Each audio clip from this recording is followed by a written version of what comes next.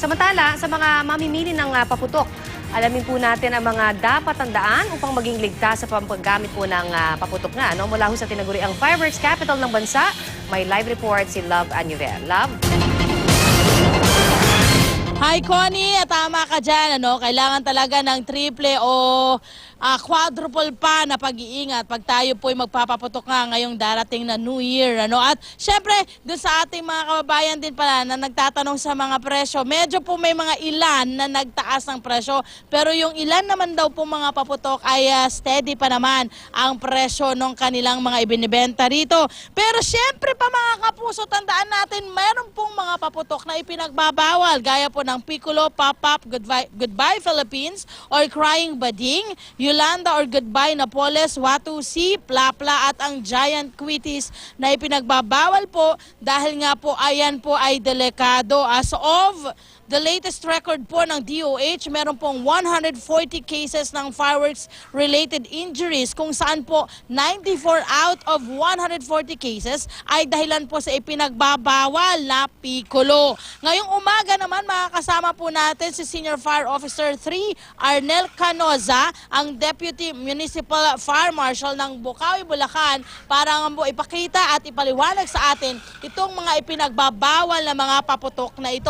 Magandang umaga po sa inyo, sir. Magandang umaga po, ma'am. Okay. Kumusta po yung pag-iikot natin sa mga tindahan ngayon dito? Meron ba tayong mga nahuhuli na mga medyo lumalabag doon sa mga ating pinagbabawal?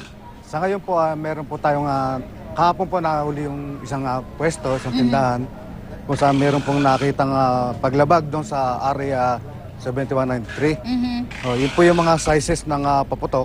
Okay. Kung saan po pinagbabawal yung lalampas ka sa 0.20 grams. Ayun. O yung 1/3 ng teaspoon. Yung laman. Okay. Pulbo. Mula naman po doon sa ipinapaliwanag ni sir, dito naman po ay meron po tayong nakalatag sa ating table dito na ipinagbabawal na mga paputok. Ito po yung wala ng laman. Ito lang yung itsura ng ating mga ipinagbabawal na paputok. So umpisahan po natin dito sa dugong. Bakit po ito ipinagbabawal, sir? Unang-una po, pinagbabawal siya.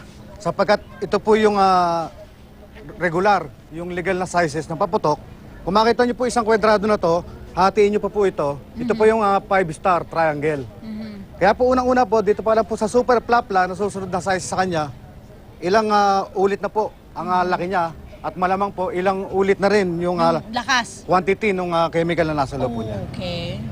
Di po sa sir, tuna, ano naman po ang delikado dyan sa tuna na yan? Ganon din po ba yan? Mas pinalakas pa po siya dahil po halos triple siya nung Plapla. And then yung kabase, halos 2.5 ang size. Ito, nakakatakot sir. Kasi ito po yung dugong, napakalaki pa rin po. Halos sa 10 piraso nung Plapla pinasok sa loob niya.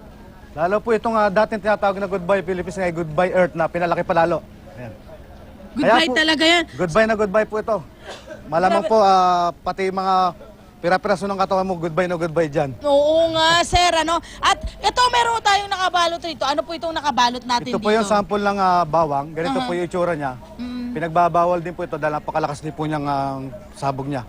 At ang content din po niya ay lampas na rin po sa 0.20 grams. Oh, so itong mga to sir ay wala na kayong makikita sa mga tindahan dito? Bawal po sa mga tindahan yun. Sapagkat magagaya po sila doon sa nahuli, napasara. At ito po yung may karapatang parusa pa rin na fines at pagkakakulong po.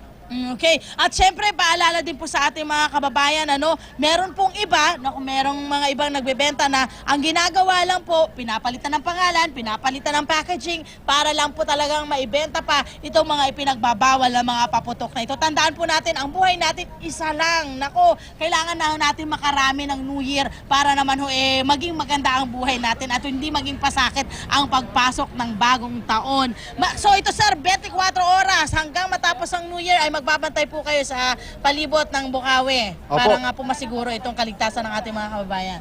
Sa pangunguna po ng aming OIC, ang Officer in Charge ng Fire na si Chief Superintendent Ariel Ibarriuga, ang ating Regional Director na si Chief Superintendent Alobel Ferrer, ang Provincial Fire Marshal na si Superintendent Artemio Liena.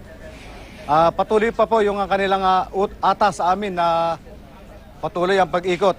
Lalo po ngayon, panong nalalapit na yung Bagong taon. Bagong taon. Maraming salamat, Sir Mr. Canyosa, sa inyong pagdating dito sa ating interview. Ayan mga kababayan natin dyan, sa ating mga kapuso, tandaan po natin, mag-ingat po tayo sa ating mga paputok. Hindi naman sinasabi namin ipagbawal sa inyo, pero hanggat maaari ay maging, kumbaga, safety first po tayo para po sa kaligtasan ng ating mga mahal sa buhay, pati na rin po kayo. Yan muna ang update tayo mula dito sa Bukawi, Bulacan. Balik dyan sa studio. Maraming salamat, Love Anuver.